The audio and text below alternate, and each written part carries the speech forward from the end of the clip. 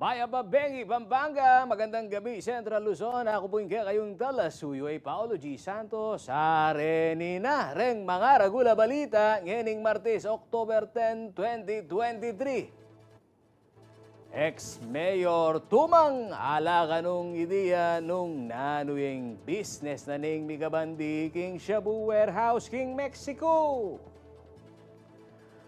Kamag-anak na rin kabalen na apektado ning Gera King Israel. Mariari na pong manyawat saob King Owa Region 3. Pega na ka na naman po ning PHO kabalen, karempong memalen at alukila po king minimum health protocols ngening tarakala rin kaso ning trangkaso. Monumento ng Luis Tarok at ning Hukbalahap, patalagad de King Balena ning San Luis.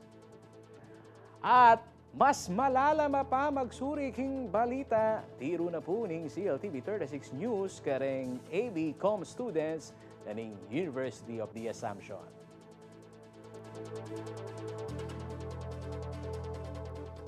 Oreni na rin mga ragula balita ngeni kabalen, alaya po kanong ideya. Dating Mayor Teddy Tumang nung nanuyaing nature of business na ning Migabandi King Warehouse, kini naman pong barangay San Jose, Malino, Mexico. Nung no ka rin, metukalya po ing Shabua mikaalagang 3.6 billion pesos.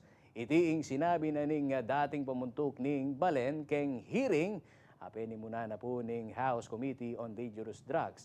Pakibaluan mo naman nung keng kapatad ng ex-Mayor Tumang na mesali ing Gabon, api talakaran king warehouse. Ay, ni po yung balita.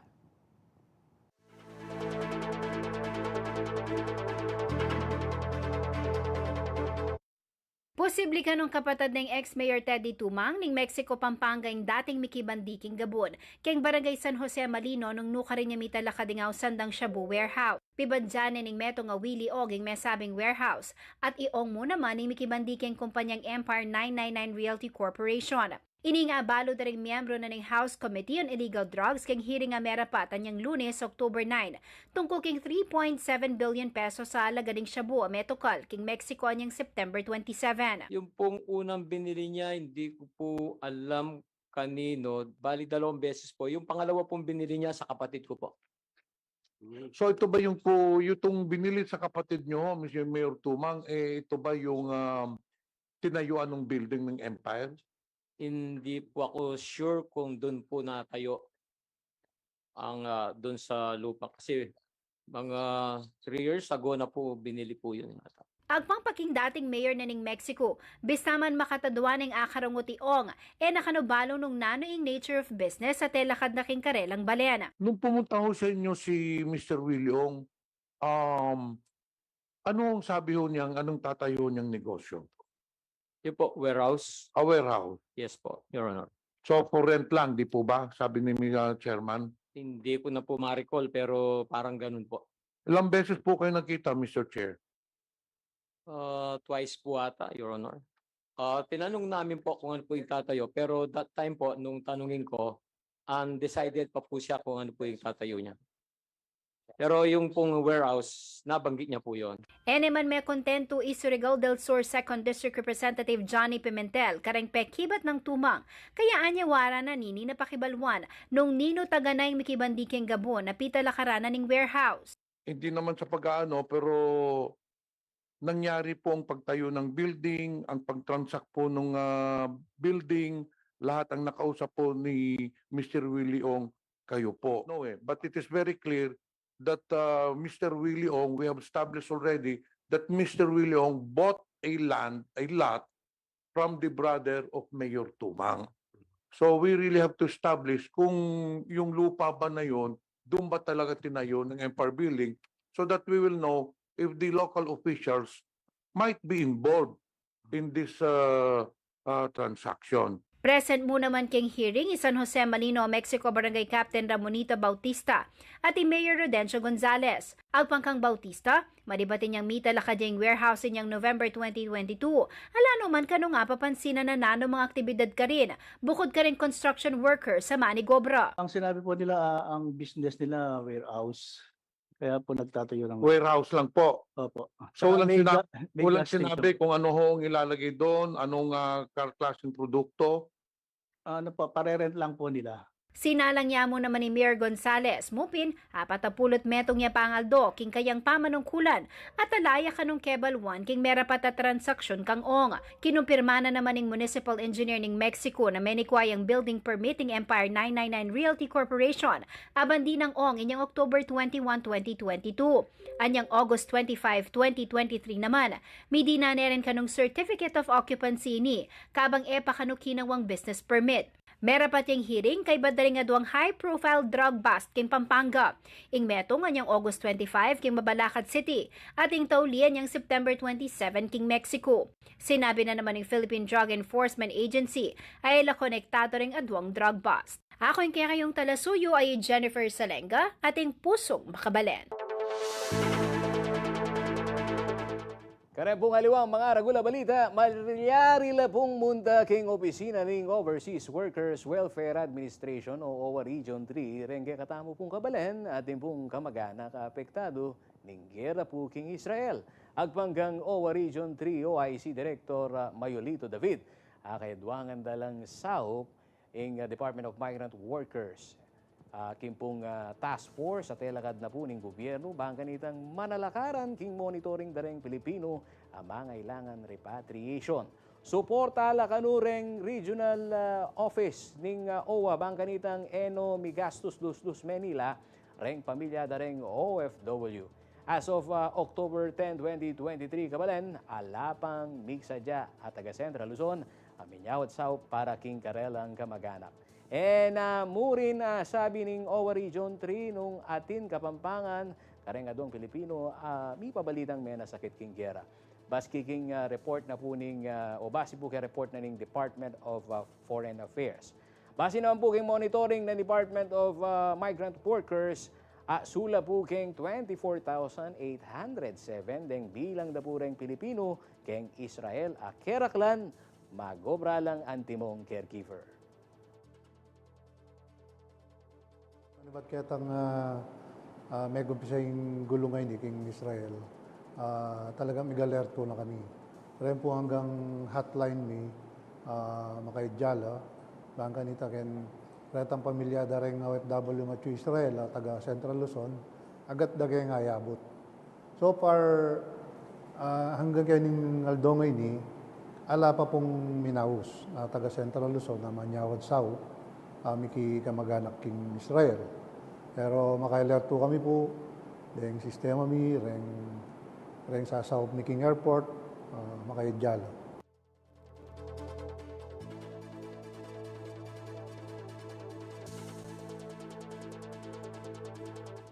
At sa dara kabalen, opo, apo, uso po ngeni ing lagnat. Kukuhan po pong sipon. Pauli na po nini, peganaka na po ning Provincial Health Office ning Pampanga kareng memalen, at aluki po king minimum health protocols banga iwasan ng virus transmission. Ano po yung balita ng si Kung Jennifer Salenga?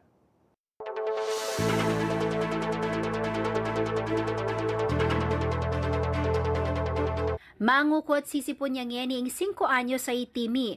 Agpangking kayang imay Jane Manuel, dakal mo naman kareng kayang kaklase reng mikakasakit king kasalungsungan. Okay ne, pepa-check up ket, ang katamidi na niyang stong panulo. Actually, agyan ka rin group chat dari nga anak, anang karakal magpa-excuse, huling halos ka rin nga anak, magka-flu lang yun.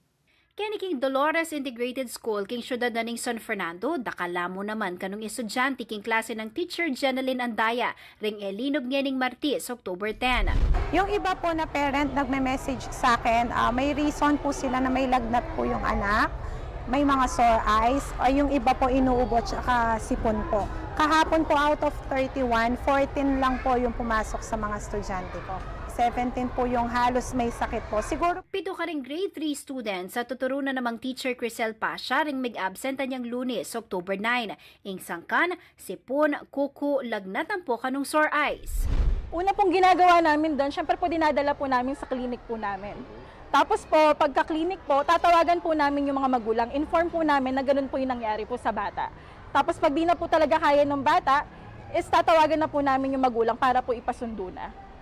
Agpangkang Dr. Senon Ponce, ing Provincial Health Officer ng Pampanga, uso kano taga ng ngeni ing flu-like illnesses. Ang pagmasdan mi po, takala po may kakalagnat ngeni, dadala na po ng panahon.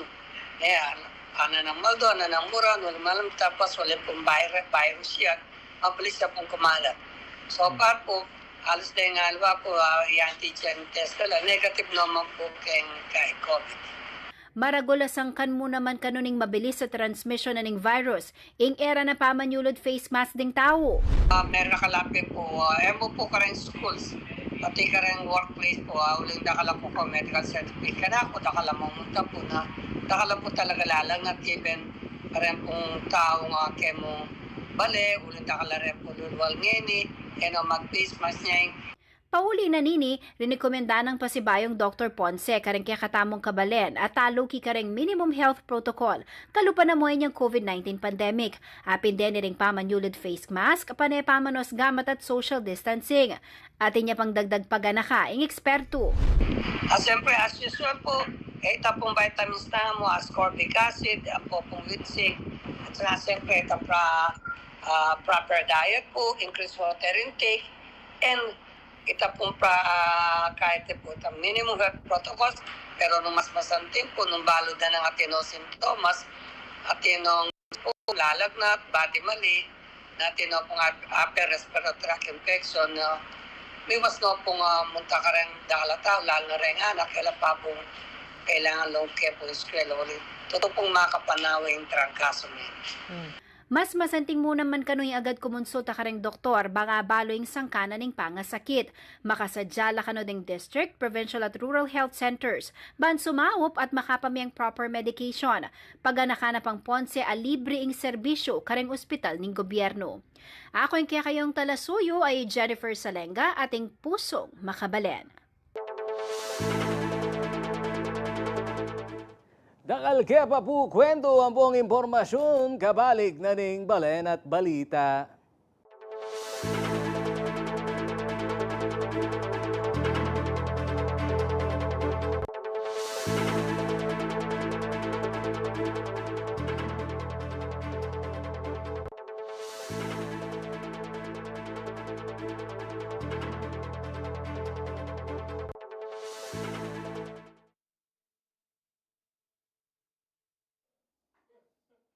Meron tayong seats ng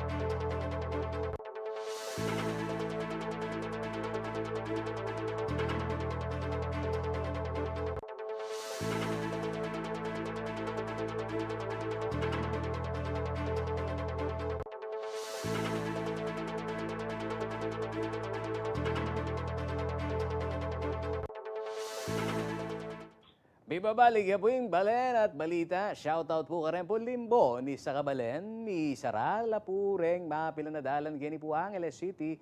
Pauli na ning nanong, ararening kakatantala tuking ini pong Nepo Music Festival. Amarapat po king kapilan yan, ararening manalbe. Kaya po Sabado, October 14, ang po pang 15, magumpisa na nung oras. Alas 4 po ninggat panapon, maningaldo, uling 12 midnight, mabuhay po 12 midnight. Para po kareng motoristang manibatan Porac, o niya, abiso po kayo papunta pong Angeles City, downtown.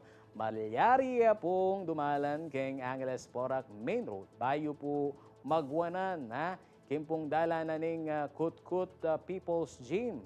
Ini pong Teresa Avenue, Street, Joseph Street. Nya, hanggang na po king Main Road ita, kabalen. Para naman po kareng manibatan Angeles, downtown, papunta pong Porac, malyaring dumalan king Pat, ini pong Teresa Street, Plaridel Street, Don Juan Nepomuceno Avenue, Sylvia Street, Nepo 3rd Street, Sampaguita Road, Angeles Porac Main Road. Agbang booking Angeles City Traffic Development Office o ACDO, posible rin po ang mabayad na trapiko ngayon pong weekend. Anya adwanan na po ang pamanintindi da po rin ng kakatamong motorista. At samantala na tayong pamigatagon, suya po yung masipag tamong kakaluguran. Iko ang Alvin Perez Communication Monitoring ng ACDO. Luid ka at kumusta yung traffic ngayon pa mong kasalungsungan uling dadalan ko pa ganing Magalang Pandan Bridge. Ngaran nung magkamali kong Alvin, panayang traffic yan. Itang papaluwal kening Angeles Toll Plaza. Kumusta yung traffic keng kasalungsungan yan? Maya pa kabingan po Paulo and Maya pa bingi po ka rin panalbe na po ng CLTV. Ing oras po ngayon dahil na po ng kakatamong traffic po kini pong Pandan papunta po kini king NLEX. As of this time po, moderate traffic tamo po. Uling dem magobra po kitiking Angeles, pauli na karelang pa mi bale-bale. So, ato pa po yung oras na ng rush hour tamo po yung kaorasan na ini. So, asahan po atin tapo pong bagyang pamagbayat keng dalo na po ng kaya katamong trapiko keniking Pandan at makanya mo naman po kening portion na mo naman po Paulo kini po king pulumbulong medyo atin pa mo rin pong pamagbayat. Pero pag kalampas na naman po kini king pulumbulo king papuntahan naman po kini San Fernando king kaorasan pong ini medyo bibilis na pong bagya. O ita, balumi ining pamag plano yu kening rerouting ikiye na ining makatamak bang kanitang rening volume na ring sakin lalo na ati kayong okasyon makanyan atin lang option rening kakatamong motorista karening sunod-sunod na event particular na ining daratang Sabado Domingo rening kalsada nga rening kumusta itang clearing operation nyo ang binggit minala reni reng iskinita nga reni kong Alvin man makanita kalwalas ware. Ay opo, kaya pin po pagana kami karing kabalenta mo po kitiking siyudad na ng Angeles na sana po din tayo pong malinising dalan tamo, lalong-lalo na rin gawan tamo pong alternatibo. Kung tuloy-tuloy pa naman po ing pamag-clearing operation na po rin ang Angeles City Traffic Development Office, especially po king daratang pong event king Sabado. Kini po king bandang portion na po ning king Kutkut, Barangay Kutkut tamo po.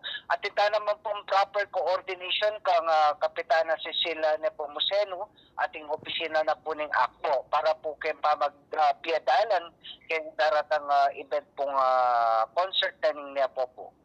Kung Alvin, ingkesanti nga naging Angeles City, metong ya po kareng pagmaragul na ning administrasyon ng Mayor Pogi Lasatin, itang midadagdagan la pa rin ng CCTV camera. At panwalami, akaki yun nung nano itang senaryo, aldoldo, ketang ausandang rush hour. Kaya obserbasyon nyo, anti makanano karaguling volume da rin sakin, nalulubi Angeles City. Itang day population nyo, yung estimate nyo karening sakin na daratang. Kung Alvin. Opo, kaya pa mag-obserba mi po, mag-umpisa po anyang kaipataning pandemic, alos almost 85% meron la po rin kaya katamong kaya po rin private car. And especially po rin motorsiklo tamo rin single motorcycle. Siguro po uling kitang panahon na ng pandemic, uling alalang asakyan na transport, public transport, kaya po siguro din aliwa tamong kabalin, lalong-lalo na po rin magobra kiniking banda Clark tamo, kaya po siguro makanya po. Lalong-lalo na po kung pansinan niya po, Bapaw, Angeles po, bali maging yung sentro po ng komersyo, uling ding manipat po kiniking San Fernando tamo, Porac, Magalang, Mabalacat. So, pass-through lang ang pukin, kaya ita pong oras sa alas 7 na ning abak, asahan na po, yung magpunta naman kiniking MacArthur Highway tamo Balibago, nakatraffic tamo po, kiniking pulong-pulo, makanya muna mo po. At the same time, kini naman eastbound tamo po, ding manipat naman kay Magalang, so may kaka-volume tamo mo rin po, kiniking Pandan Road tamo. So makanya muna mo po rin, manibat westbound tamo rin, manibat kiniking Porac, makanya mo rin po, darakalya po kitang oras sa ito. Pero mga pilang mong oras po, ala eman lalampas sa metong aduang oras, mabilis naman po mamagos din sakin papunta po ka rin destinasyon da. Kung Alvin, panauli na mo, balumi, ala ko muna man patugot nasasama sitang master plan, kening problema tamo ken traffic at miraragdagan lang to rening kaya katamong access road. Mupin, karimapilan tamong netizen na mag-comment at burira mo naman pakibaluan. Ito kasindane na ning Magalang Pandan Road nga ra dakal community ka rin, meaning kening ausandang Abakan Dike Access Road ati kayong pamanigaral ka rin nung nanularetang i-one way yun na mo o isarayo bang kanitang neng rush hour makaing dakal salasalabat la re sakin lulwa lang po pang lulob. Ay opo, ating nga pong programa in syudad na po ng Angeles, kaya pong pamamuno na po ng kakatamong masipag Mayor Pogi Lasatin, basta po ang order na po na dapat bawat dalan po, ring main road tamo, dapat pa nila pong malinis. At the same time, kuno ka rin po ating tamong kakita problema king dalan, uling ating naman po si CCTV, kami po king command center, mag-monitor king sitwasyon na ning dalan, kami pong mamaus mag-dispatch current traffic enforcer, kuno ko rin la po, munta, baka nita po, ayasisto rin kaya katamong motorista. Kaya lang po, makalungkot man, ling aliwata mong kabalin, talagang mga saslabuntok, ay napututuki talaga king traffic rules and regulation. Kaya sasabihan na po na din traffic enforcer, kaya pala matraffic. At sila po rin traffic enforcer para po mag-regulate traffic. At the same time po para makasaw po kaya magbilis na po ng kaya na ng traffic usapa po. Takal salamat kay Kakong Alvin at asahan nyo na akayadwangan niya yung CLTV 36 News. Bang kanitang manabiso ang popangoyan Paganakan na pong koy, ako pong Alvin, lalo na po karetang kamote, rider, alwa mo naman rider eh. Ang problema po no minsan, reta pong memalen na ingkarelang bale, extension de po ing dala. Nene, anya po ita pong clearing operation da po rin asugeng kapanibalan. Banchon miya po ita bangkanitang po paulit-uliting problema. Dakal salamat kay Kakong Alvin. Dakal mo naman pong salamat, Sir Paulo, at dakal pong salamat ng CLTV. Dininan nyo kami pong pagkakataon. Bakanta po ramdam o kaya mi po kaya kayo kung ano man pong malilyari kaya tiging Ciudad Angeles, lalong-lalo na po kaya katamong dalan. Metong yamo po yung sabi ko po, sana po atin tamo pong rose courtesy bawat metong lalong-lalo na ikatamo pong driver. Para alpong maralasamat at maya pa bengi po kaya kaungan. O ita, dakal po salamat kay kayo. Kareta pong taladogi, mi kabalen, o inina po reta pang aliwapang maulag ang balita na dapat ipong abalo. Inamuyot na ning historian ay Ambeto Campo. O kilalaya po ita. Ren kaya katamo pong kabalen na pakiintindihan re ing kasalesayan bang nakano mi pisibaywan itang masanting ang mga palyari kaya katamo pong bangsa. Pasalamat naman po Uyo Campo para keng galala kayang ikwa. Antibong metong kareng most outstanding minalenyo awardees kabalan. Ngeni pong banwang IT. Mabalitaya po, Arlene Salonga.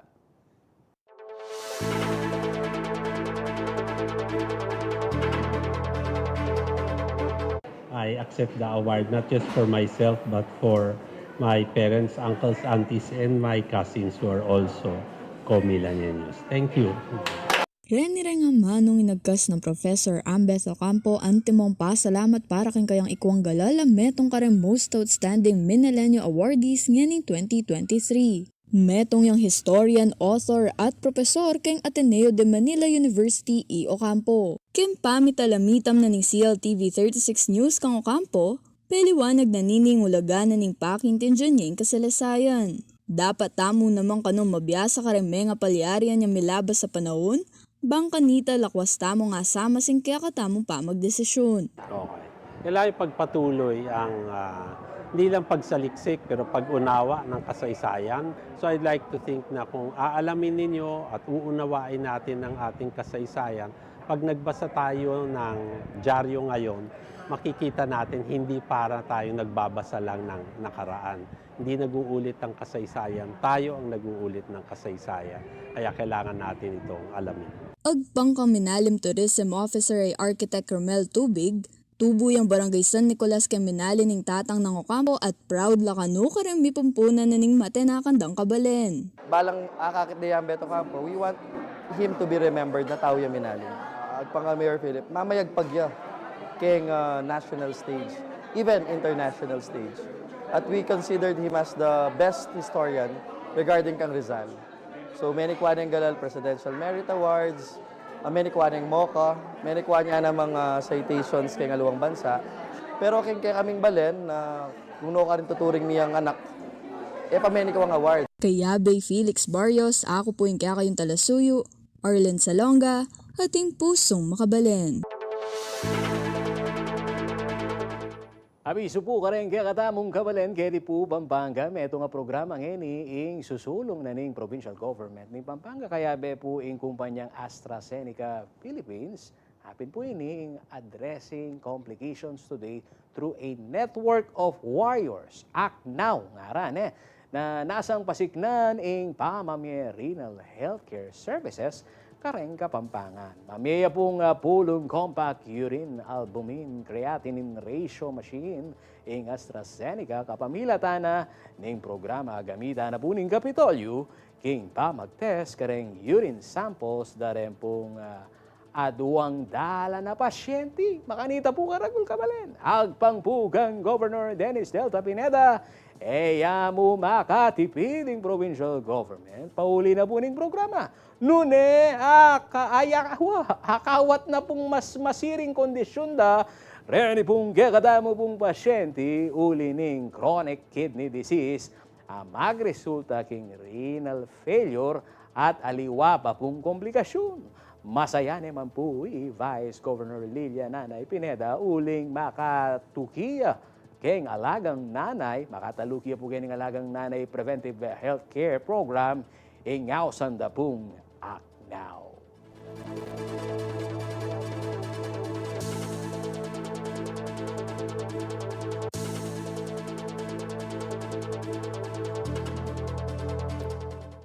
Bisa ka pa kabalen, dakal ke pa po balita, misubli ke pong wa masaluso, keng pa magbalik na ning balen at balita.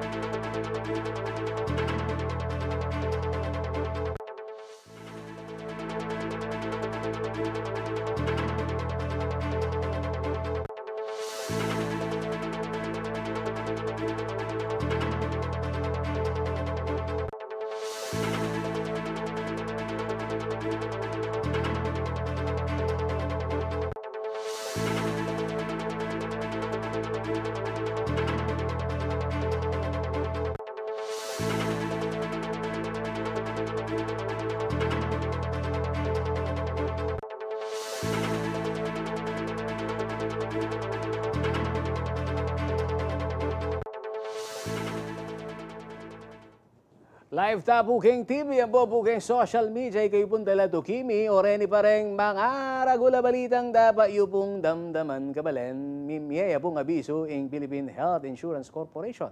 O ini po yung PhilHealth, nene, karen pong memalan, mimingat at maging alisto.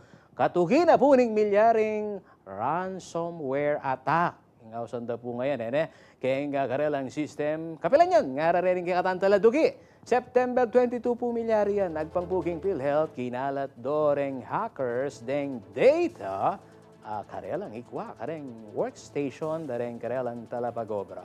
Pauli na nini kabalen, mumunikala na ning PhilHealth at National Bureau of Investigation o ini pong NBI, kareng PhilHealth members, ang mamalit no pong password. Keng garela pong online account at gumamit la pong multi-factor authentication.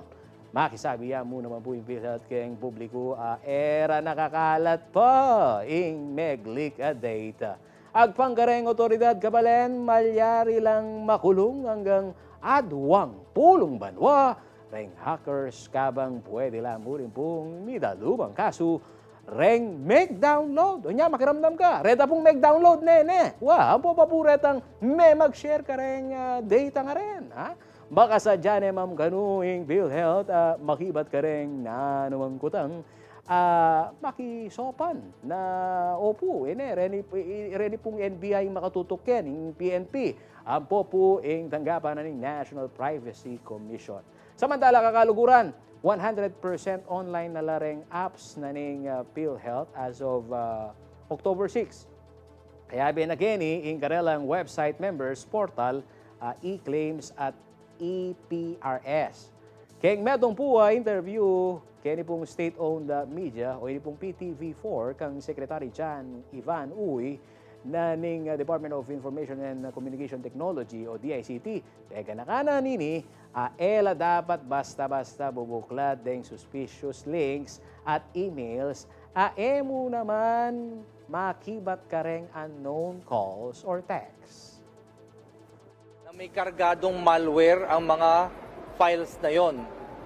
So, ito ngayon ang ginagamit itong criminal organization, no? Ginagawang pain itong supposed data leak para yung mga curious na, nandiyan ba yung pangalan ko dyan sa listahan na yan? Naka-embed doon yung malicious software na pwedeng pumasok sa computer nyo once i-download nyo o once i-click nyo yung link.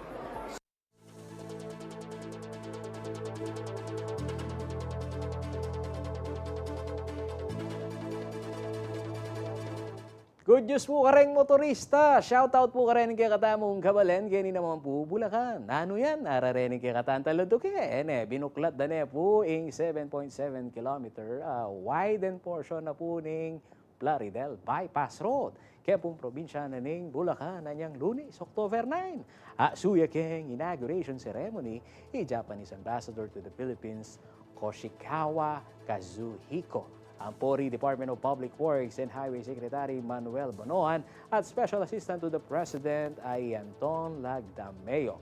Magsilbiya pong alternative route in Plaridel Bypass Road para po ka rin dadanan king Balagtas, Giginto, Balena po ning Plaridel, Bustos at San Rafael, Keni po, probinsya ng Bulacan. Pinonduande po ini pong Pilipinas at ang Japanese government pauli na ning Japan International Cooperation Agency o ito pong hausandang JICA. Kinglalam na po ning arterial road bypass project. At inya pong apat contract packages ing may sabing proyekto para king widening ning bypass road. Ngayon pong banuang yan kabalen ayari de ing contract package 4. Para po king pamagdagdag adwang lanes king dating 2 lanes sa dalan. Banwa pong 2021 na niya pong may yari ing 2.2 kilometer widened section. Aparti naman po ning contract package 3. Kagawan na rin po rin pamaglawak ka rin metagan pa pong road section ang Bakataluki king package 1 at 2. Pauli na po ning proyekto kabalen balwan nyo. Ay, mabawas po kanuing traffic congestion king lugar at lakwas siya pang masensuing ekonomiya king Bulacan at siping probinsya. Siya nawa kabalen.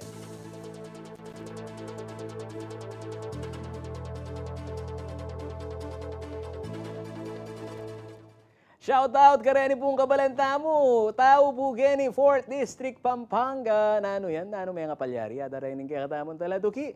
Makasadyane pong i-unveil keng publiko ing monumento ng Nino. Ada rin ng kakatamon Taladuki.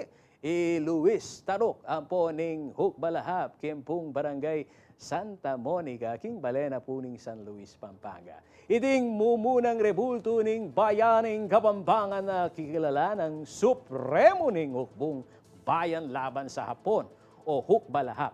Tubuya pong San Luis Itaruk at sulaking migit pataralan ding huk tao king mesabing balen. Joseph Totek Layog, anak na po yung renowned sculptor ay Willie Layog, ing ginawa king monumento. Samantala, kakaluguran kabalen, inisyatibo nening opo Iabel Manliklik at tao muna po San Luis ing magpagawa king rebulto. Iaing mag-sponsor po king mesabing monumento i-unveil na po kaya ni pong publiko. Kapilan yan, nga rin kaya katamon talatukina naman, mahanalbe, oren. October 14 na po yan, kabalen. Kareng kaya, kareng bayani tamo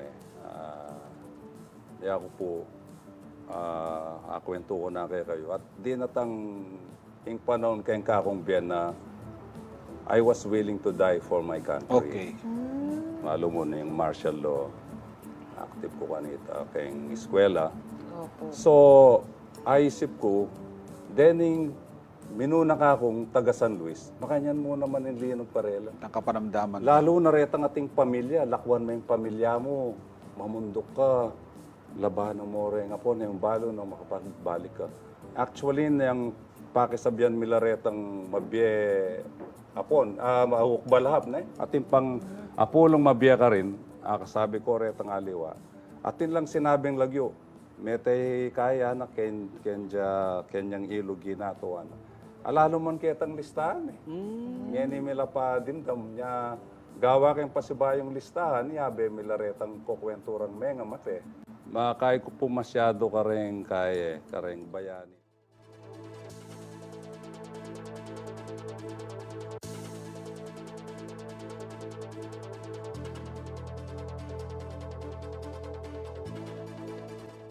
Dakal kaya pa po kwento, kimpa magbalik na ring balen at balita.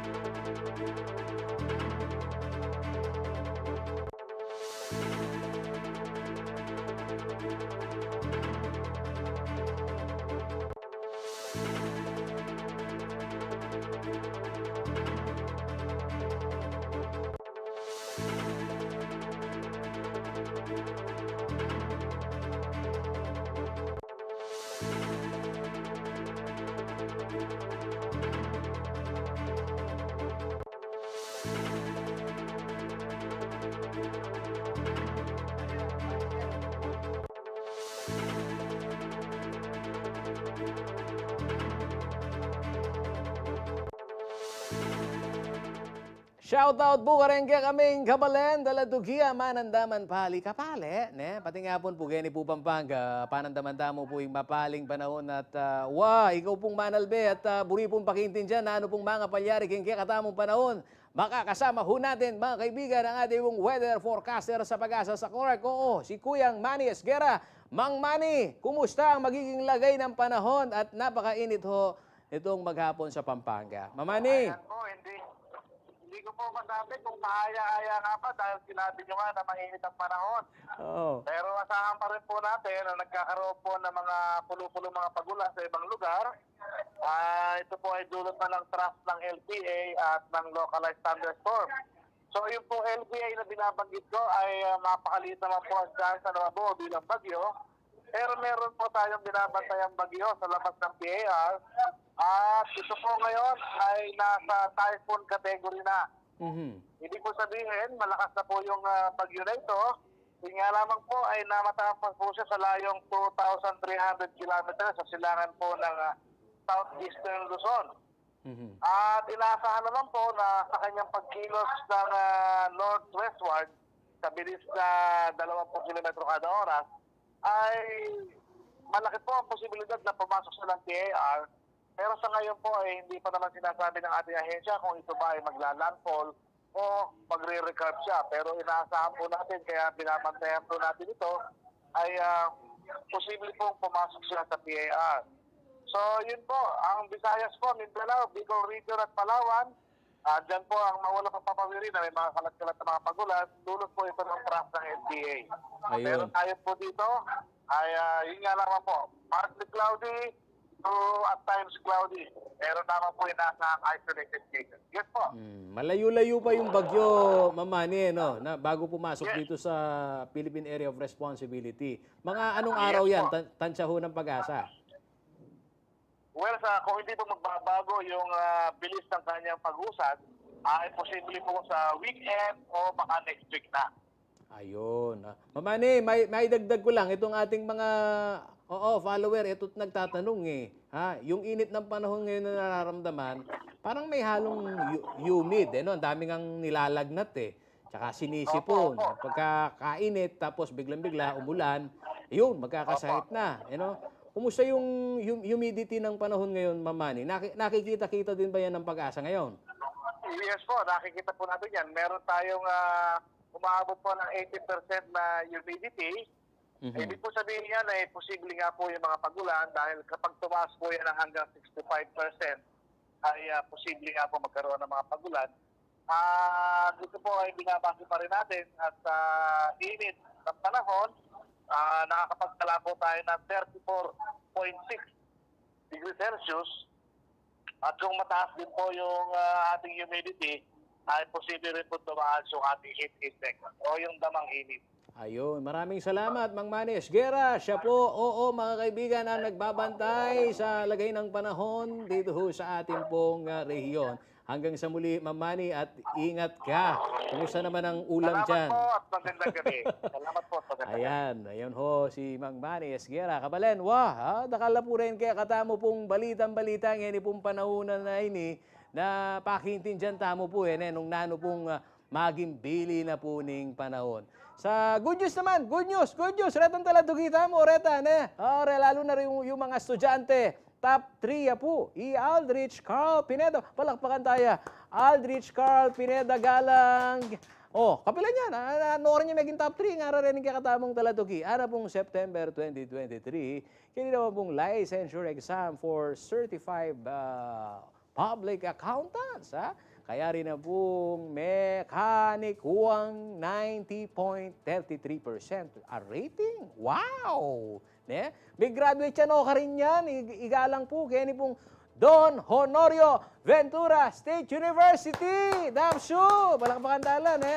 Anya mo pong Setyembre, base po king datos ng Professional Regulation Commission, 8,734 na po ring mitik. Kaya ni pong si Palay, at 2,740 kareni po ing mipasar. Samantala, kakaluguran, base naman po king post ng official student publication na po ng DABSU, at the industrialist nga usdan, minuna neng mig viral igalang anyang binggit ing Article 1156 king graduation speech Mupin, kaya pong sinabi according to Article 1156, an obligation is a judicial necessity to give, to do, and I love you too. Kaburi ko iwantan eh. Migpatula po ka rin kayang batchmate.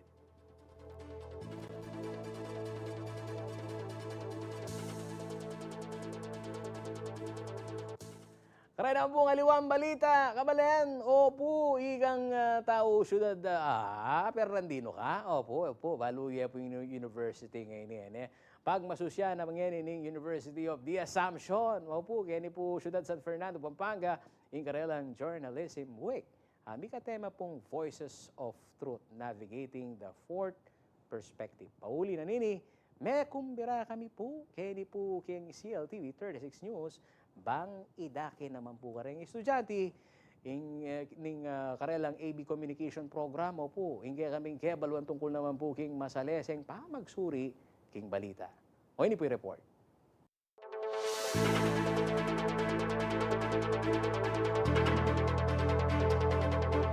Meto nga seminaring mi down king University of the Assumption king syudad na ning San Fernando, Pampanga ngening Martes, October 10.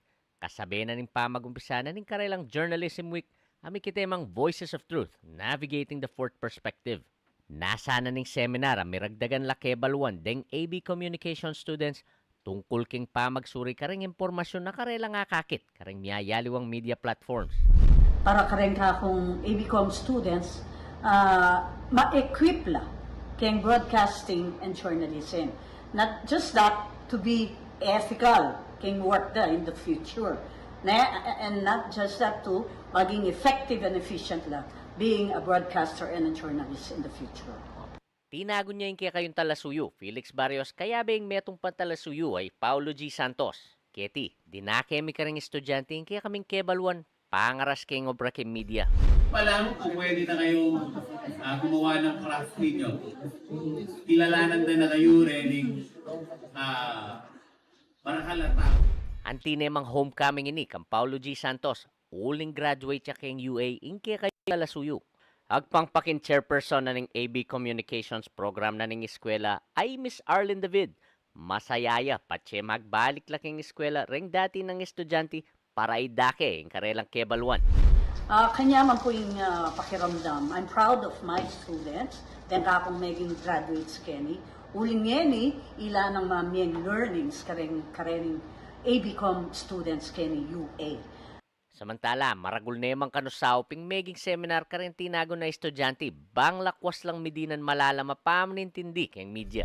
Sabi ko naman po na talagang asaw wanda ko po na maging equipped in the future. With social media po, atin po kasing lalaganap na fake news, makanyan. So kumbaga, bilang com student po kay UA, parang part po kana ko na kailangan I should fight for the spread of fake news po, makanyan. Kailangan pong labanan nila. Ako po, kaya kayong talasuyo, Felix Kapati Barrios, ating pusong makabalen. May pabalita kabalen, mag-digital na yung CLTV 36. Mas masalaya po ngayal din yung CLTV 36. Mag-umpisa kapilan yan, October 16. Maniba po alas 7 hanggang alas 10 ng Bengi. Gawan po yung digital test broadcast. Malyari yun pong i-scan yung CLTV 36 king kaya kayo pong digital TV box. Ang po digital TV sets. Tukyan mo po yung tutuking step.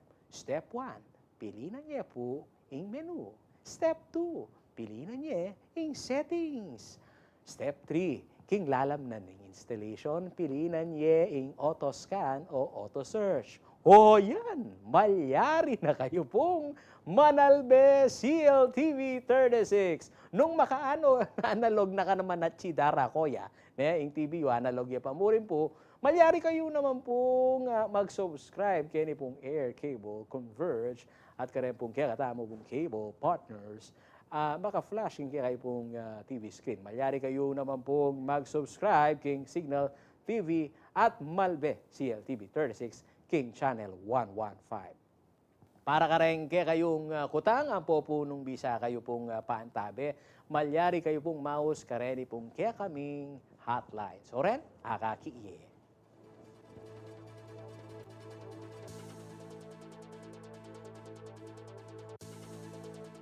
Apin rendeng mga ragula balitang ginalap ning kakatamong news team. King lagyo na po ning mabilog ka CLTV 36 News and Current Affairs. Ako po yung kayong talasuyo ay Paolo G. Santos, ating pusong makabalen.